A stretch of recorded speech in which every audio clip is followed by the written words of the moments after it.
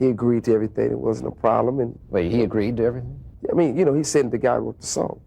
He didn't have a problem with it. He said That's not what he says at all. Talking publicly about it for the first time, Van Winkle describes a terrifying night in his suite at a Beverly Hills hotel when he says Suge Knight showed up with 6 other men. Vanilla Ice got the nickname Vanilla as a teenager, after being the only white guy in his crew of breakdancers. Little did he know that that name would take on a double meaning when he would become a dull rapper later in life. Vanilla, of course, because he's devoid of all flavour, and Ice because he's a complete melt. Incidentally, Flavourless Melt also being my rap name, in an ill-fated attempt to go solo after the breakup of my 3rd grade band, The Toxic Crew. Now, Vanilla Ice claims that he wrote the hit song Ice Ice Baby when he was only 16. Though, to be fair, over the years, people have cast a doubt on that, and not just because the song sounds like it was written by somebody at an 8th grade reading level. But regardless of ghostwriting allegations, Vanilla Ice has been no stranger to his music attracting negative attention over the years. In January 1987, he was stabbed outside the Dallas nightclub where he was a regular, City Lights. But never one to be deterred by a bad review or a humbled stabbing, Vanilla Ice continued to return to City Lights to perform and eventually signed a management and record deal with City Lights owner Tommy Kwan. It was actually Tommy Kwan that was paying for Vanilla Ice's studio time and bankrolled the eventual release of his song Play That Funky Music with Ice Ice Baby on the B-side. Unfortunately for Vanilla Ice, Play That Funky Music went down like a lead balloon filled with vegan farts. But the B-side of that single, Ice Ice Baby, took off in a big way.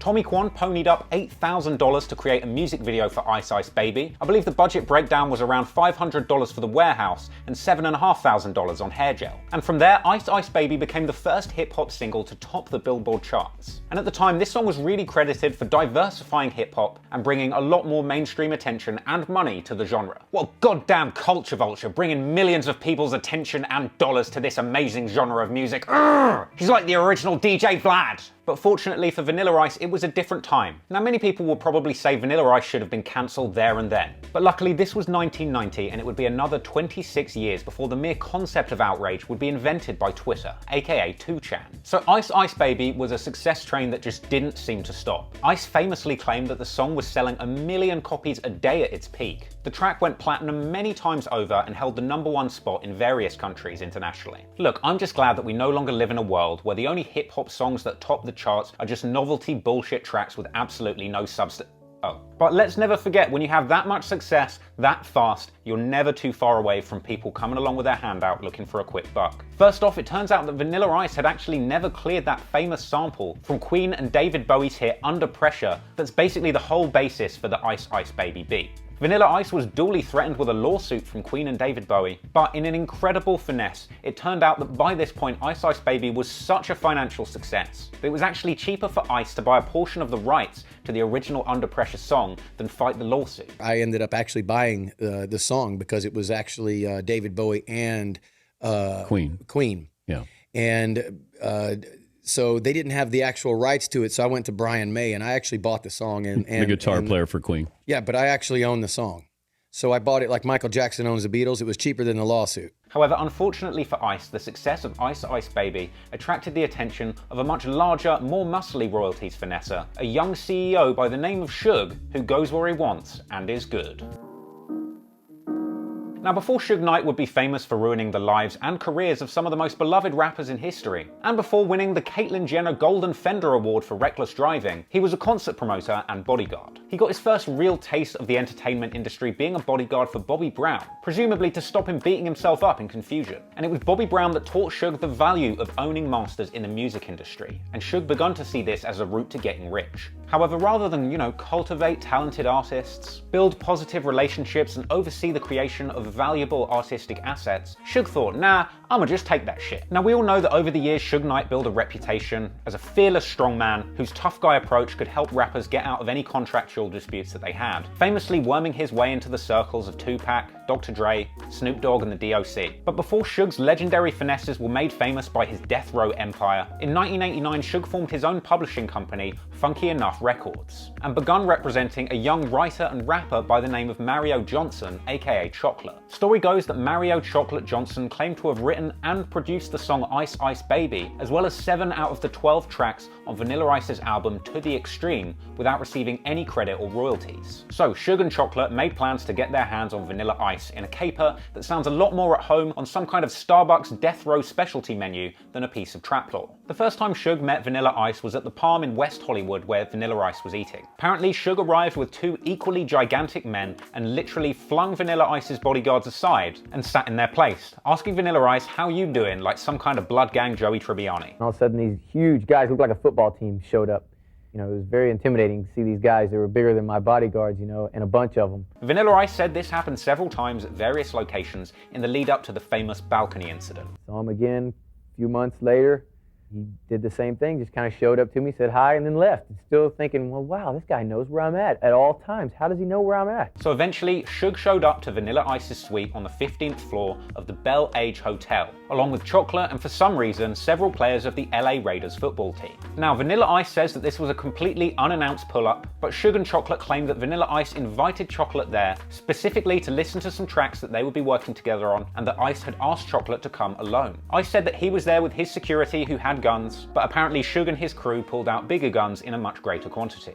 I had my bodyguards who had guns, and they had their people which had guns, and they had us outpowered and outnumbered. So unfortunately, Ice's crew didn't have the time they needed to press L1, R1, L2, R2, up, down, left, right to get more guns, and so they were outgunned and outnumbered. And thus, Suge and his crew had the upper hand. So with Vanilla Ice's crew seemingly stuck up by a whole bunch of gun-toting LA Raiders, Suge walked Vanilla Ice out onto the balcony to have a little talk. Now let's be real, I know what you're all here for, and we've all heard the sensationalized version of this story where Suge Knight dangles Vanilla Ice over the balcony by his ankles like a young Blanket Jackson. But over the years, Vanilla Ice has disputed this version of the story and has suggested in several interviews that it was much more of a friendly chat with a light inference of him being thrown off of the balcony. Did he really hang you over a balcony? No. Okay, so he never hung you upside down. You know what it over is a that balcony? when these things become so, you know, pop culture, this story has become, you know, it takes on a life of its own. Yeah. He never hung me over no balcony, man. Good to see Sway have the answers for once. But You ain't got the answer, Sway! And obviously, Suge Knight's version of the story has him being very friendly indeed. He agreed to everything. It wasn't a problem. And Wait, he agreed to everything? I mean, you know, he said the guy wrote the song. And he didn't have a problem with it. He said That's not what he says at all. With friends like Suge, who needs ops, right? More specifically, Suge Knight had Vanilla Ice peer over the edge of the 15th floor balcony just to see how high they were, and coincidentally felt like this was a convenient time to politely ask Vanilla Ice to sign over the publishing royalties to the song Ice Ice Baby to Suge Knight and Mario Chocolate Johnson. Suge took me out on the balcony, started talking to me personally. On the balcony? On the balcony. High above? Like 15 floors. He had me look over the edge, show me how high I was up there. You scared? I needed to wear a diaper on that day. Now let's make one thing clear, this wasn't all of the rights to the song, but a percentage of the publishing rights known as points. Hey, if Suge Knight was going over there with a football team to steal points, he should have gone with the Denver Broncos, eh? Come on the football, hey? Football, all the American fans, eh? No? Okay. Anyway, let's be real, a few points on the package is a small price to pay, not to be turned into vanilla pavement soup. So what did he actually get from you? A percentage of your publishing, or did you just give him a flat? Yeah, he's got some points from the record back in the day. But, you know, it's all good. I never was bitter, man. I moved on. Obviously, at the time, Vanilla Ice was just thinking about his vanilla life when he decided to sign that contract. But many years later, he recounted this story in an interview with ABC and made it very clear that Chocolate Johnson had absolutely nothing to do with the Ice Ice Baby record. Who is Mario Lavelle Johnson? His name is listed. That's the guy that Suge Knight brought over there that was an acquaintance of mine that had nothing to do with that song. Ice went on to say that these points were worth around $4 million. How much were those points worth? About 4 million, 3 million, anywhere between there. Suge obviously denied that any of this ever happened, or that he pressured Vanilla Ice to sign over the rights. And to be fair to Suge, his counter-argument is pretty rock solid. if you force somebody to sign something, it'd be all like this. How do you know that? How I know that? You done it before? No, I've never done it before, but common sense. So did you force him to sign that? Never. You did not? Did not. Damn, Suge's right. And you know what? Come to think of it, I think all of Muhammad Ali's endorsement contracts in the later years of his life were definitely signed at gunpoint. And obviously Mario Chocolate Johnson still holds to this day that it was a professional meeting, even saying that their attorney David Kenner was there, and that the royalty dispute relating to this record was handled legitimately through the proper legal channels. And music executive and attorney for Suge Knight, Virgil Roberts, who actually saw through the lawsuit that led to Suge Knight and Chocolate redeeming the royalties on this album, properly in the courts, said that he was very doubtful of the rumored version of these events in a Vlad TV interview. Well, I wasn't there. You weren't there. But it sounds like fiction to me. Okay. And the reason I say is because we ultimately had to hire a lawyer to sue him. Okay. In fact, over the years, many people have suggested that it was actually Suge Knight himself that had embellished this story and perpetuated the myth that he had dangled Vanilla Ice over the balcony, only to further encourage the gangster mythology that surrounded Suge Knight, and basically to just encourage everyone in the music industry to keep fearing him. And boy howdy did it work. At the age of only 30, and with a lengthy criminal record, including 3 felony convictions, Suge Knight has managed to become the head of a $100 million record company and one of the most powerful and feared men in the American music industry. Suge Knight went on to use Vanilla Ice's finesse money to found Death Row Records and turn it into one of the most financially successful and feared empires that the music industry had ever seen. We generated $1 billion. How much? $1 billion the first year. 1 billion? Yeah, for the first year. And ironically, Vanilla Ice seemed to take some sort of twisted enjoyment over the fact that his extortion money contributed to the Death Row Records empire. That money went on to start Death Row Records. That money funded some of the greatest hip-hop music of our time. The Chronic record, funded by the Vanilla Ice. Nobody ever thought about that. How about Snoop Dogg, funded by Vanilla Ice? How about Tupac, funded by Vanilla Ice? That's what I'm talking about. I may not have had a good return on my money. Much in the same way that I take some sort of twisted pride over the fact that my purchase of 6ix9ine's terrible album in a small way contributed to the 9 Trey Bloods empire. Now, the years that followed Ice Ice Baby weren't necessarily kind to Vanilla Ice. He lost a lot of credibility amongst the fans once it emerged that he'd been embellishing his gangster image. He said that on reflection, his management had overexposed him to the mainstream hype, and the huge success of Ice Ice Baby was pretty much impossible to follow up. In fact, his first major follow-up to his first album, Extremely Live, was extremely shit, peaking at only number 30 on the Billboard albums charts, and getting what Wikipedia described as a fiercely malicious critical reception. He followed up the successful flop of this live album with a movie called Cool as Ice, presumably named after the melting of his success over time. This received mainly negative reviews and a prestigious Razzie Award for Worst New Star. I swear this guy's career is like the hip-hop version of The Producers. And eventually he was forced to stoop to appearing on Circus of the Stars, driving a motorcycle through a wall of fire. No, Ice, you know what happens when you go near fire? As the years went on, Ice kind of retreated from the public eye, fell into heavy drug use and spent a few years on and off, trying various different career rebirths in the form of real estate development, rock bands, and even a period as a professional jet skier. But unfortunately, being a massive embarrassment on a jet ski wouldn't come into fashion for another 2 decades when DJ Khaled made it cool. But really, a lot of people have given Vanilla Ice a lot of stick over the course of his career. But at the same time, you do have to hand it to the guy and give him props, considering the amount of fame that he had that early in his career, followed by some really hard times, like really hard times. You gotta respect anybody that survived a career like that, come out the other side of it still alive, still with his dignity intact, well, most of it, and to have not gone completely broke like MC Hammer. So it's for that reason that I salute Vanilla Ice, and it is also after showing him that little modicum of respect that I can also point out the fact that he ended up doing Panto in Kent. LOL! But in the midst of this entire saga and all of the negative energy that came to Vanilla Ice after the Ice Ice Baby song got so damn big, we must never forget the fact that in 1999, Vanilla Ice did finally get revenge on that song that wronged him. He was invited onto the MTV special 25 Lame, dedicated to roasting the 25 worst videos in circulation on MTV, hosted by absolute comedy legend and personal hero of mine, Jon Stewart. Hey, welcome back to the 25 lamest videos there. We're down to the 10 worst ones. And these ones you'll never ever see again because we will, I guess, destroy them. Vanilla Ice visited the set to retire the video for Ice Ice Baby. Otherwise known as Vanilla Ice.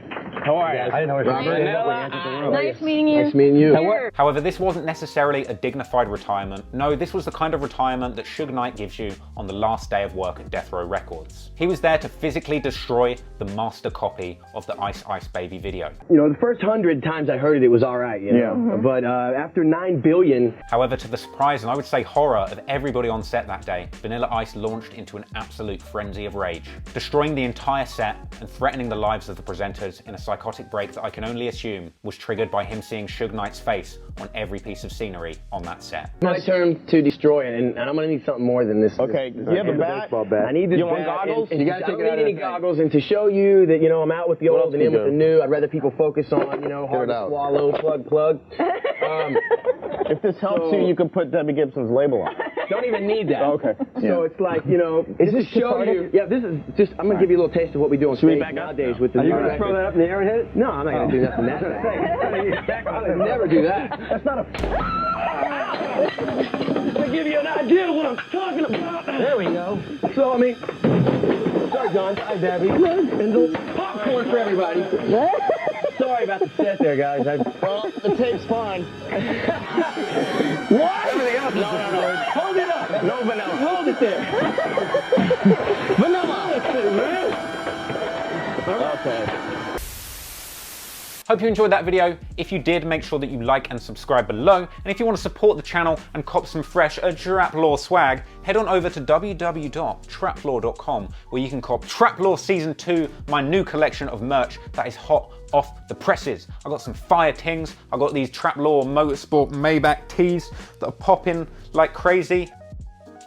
I've got these lit Trap Law hoodies, you know what I'm saying? This is one of my personal favorites. It's lit out here. You can wear this while you're running down your ops on the op block, you get me? And of course, my personal favorite, the Trap Law ting holding pouch.